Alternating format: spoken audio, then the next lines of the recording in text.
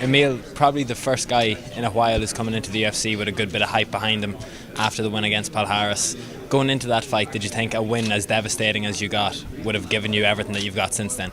Sorry, one more time, the last one. Do you think that, did you have it in your head that if you beat him as badly as you did beat him, that things would blow up like they have? I absolutely think after that fight and during the fight that if I beat him, I will get the golden ticket to the UFC. For sure, and that's a big motivation for taking the fight in the first place. It's a big risk, high reward fight, kind of like the guy I'm fighting now.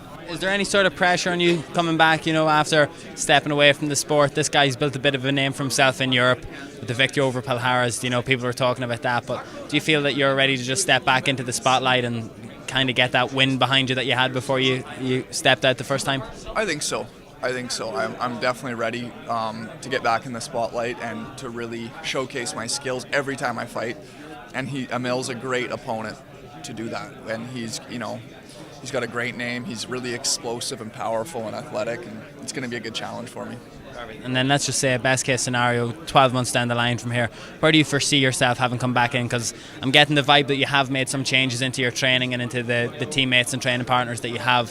So does this mean we're going to see maybe not as active as we had seen you before, or as active when you hear guys that are now cutting out sparring or reducing the amount of sparring that they're doing outside of fights, which enables them to be able to fight more often? Yeah, I think I'd like to be a little bit more active, actually. When I was fighting before I retired, I didn't fight. I was fighting actually as much as I wanted to then, but now I think I want to step it up a little bit more. But we got to play it by ear. If you have injuries, if whatever happens. But I would like to be a little bit more active. I understand it. Who is me, and people around that is not training with me every day doesn't know what I'm capable of doing. And like I said in the winner interview, that now I finally got to show everybody how good I am. So it felt really good to prove everybody wrong. How disappointed were you when your first debut fell apart, and do you think it worked out better now that you're making your debut in Toronto instead? Of course, it was devastating to not get the fight, and mostly because of all the fans that bought tickets to the show, and there were so many Norwegians coming over in my Valhalla army, and just we were so many people, and the UFC actually wrote me and told me that they as they announced my fight, they felt an increase in the ticket sale during that day. So to not go there and let everybody down like that was the hardest part. But then again, now I got the main card debut, so I can't complain about that either. Well, I think burnout is if you're not training properly. Our gym has definitely been known for really going hard in sparring, and that does, that takes a toll on you. You're sparring every single day, and you're going hard, and you're taking hits to the head and to the legs and to the body.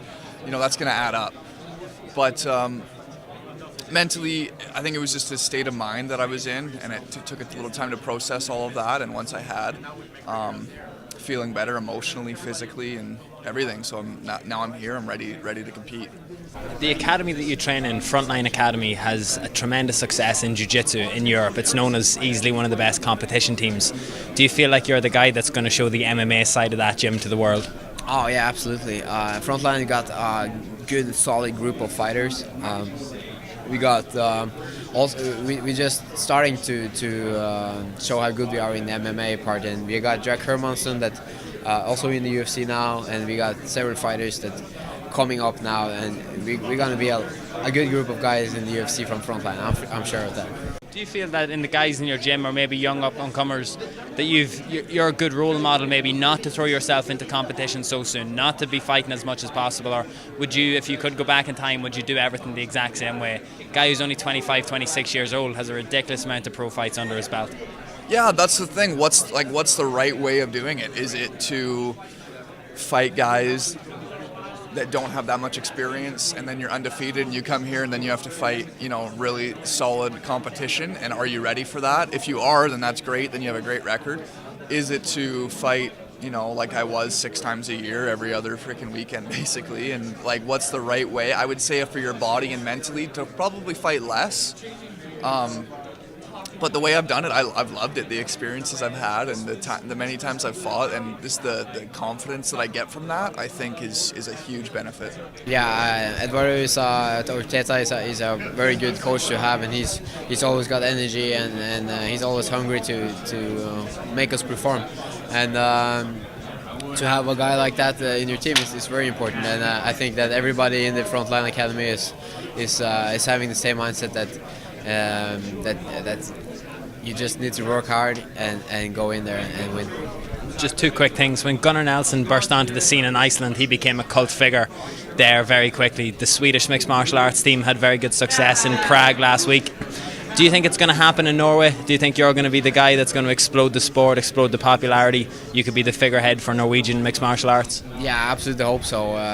That's my main goal, and to get everybody in Norway to know what MMA is and know that we have good fighters there, and be the guy that everybody thinks of when they talk about it. And I wanna bring MMA home to Norway. I want to make it legal there.